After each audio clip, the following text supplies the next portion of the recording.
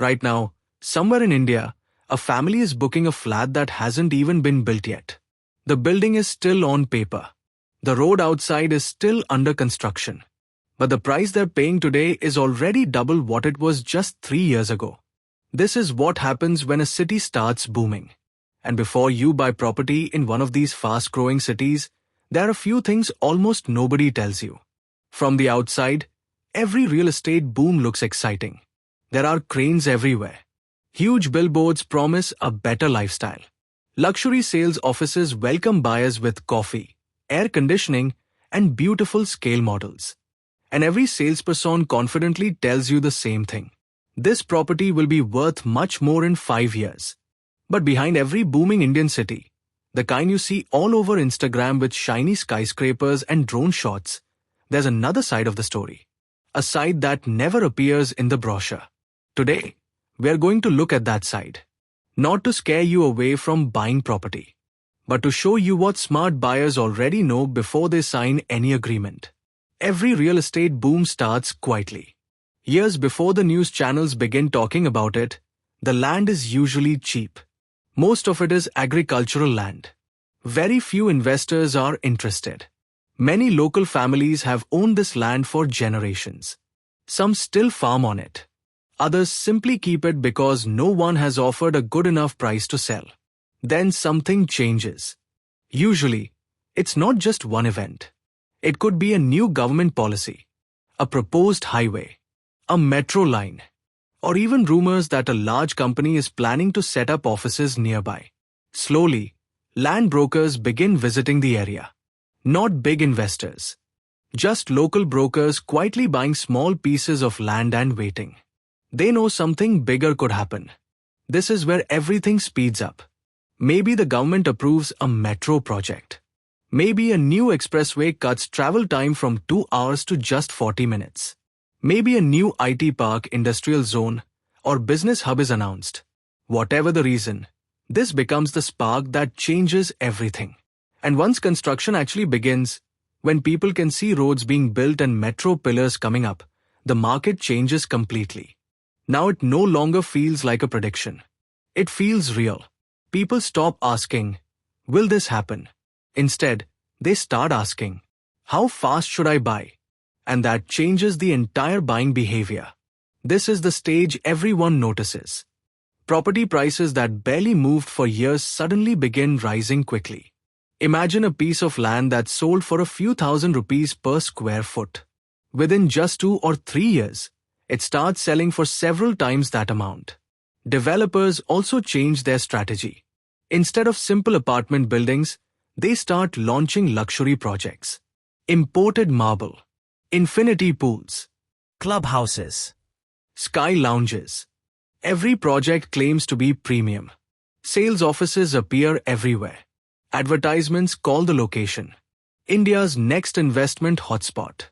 And ordinary families, not just investors, begin feeling a different kind of pressure. They worry.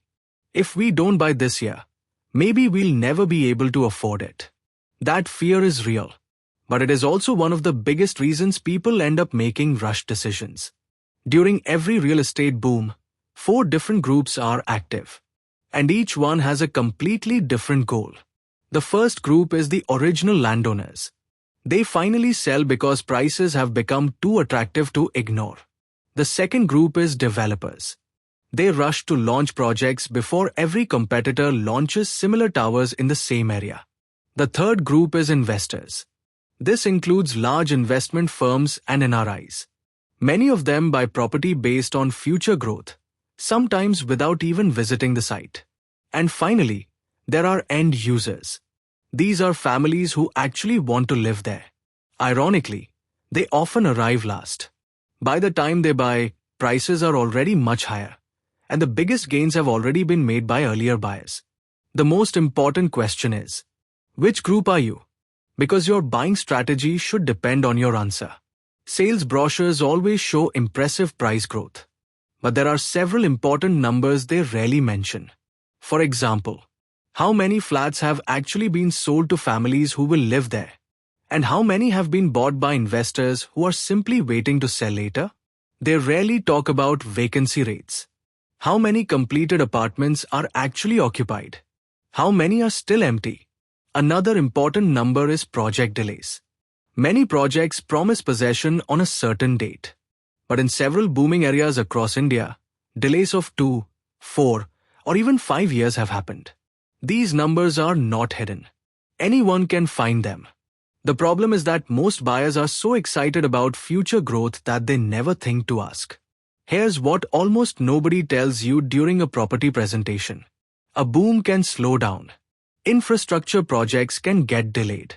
Sometimes because of land acquisition problems. Sometimes because funding runs out. Sometimes because government approvals take longer than expected. When this happens, property prices don't rise as quickly as everyone expected. Buyers who purchased at the peak of excitement may have to wait many more years before seeing good returns. There is another risk too. Oversupply. If every developer launches projects in the same location at the same time, there can be far more homes than actual buyers. And then there are legal risks. Land title issues. Incomplete approvals. Agricultural land that hasn't been properly converted. Permissions that are still marked as under process, even when buyers are being asked to book flats. None of this means the boom is fake. It simply means that every opportunity also comes with risks. The people who usually make the best decisions don't do anything extraordinary. They simply do the boring work that most buyers skip. They verify land titles independently. They check whether all approvals are actually in place. They study the developer's previous projects. Did the builder deliver on time? Was the construction quality as promised? They visit the location themselves to see whether infrastructure work is really happening, not just what is written in advertisements. Most importantly, they don't let excitement make financial decisions. They separate emotions from investment. The buyers who succeed are not the ones who avoided booming cities. They are the ones who entered those markets with complete information. Booming cities are not dangerous. In fact, many of India's biggest real estate opportunities over the next decade will come from these fast-growing cities. But a boom is never a guarantee, and excitement should never replace proper research.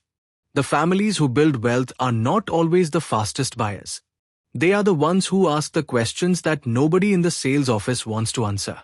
Right now, the next big real estate story is already unfolding somewhere in India. The only question is, will you enter that market with knowledge? Or will you enter it only with hope?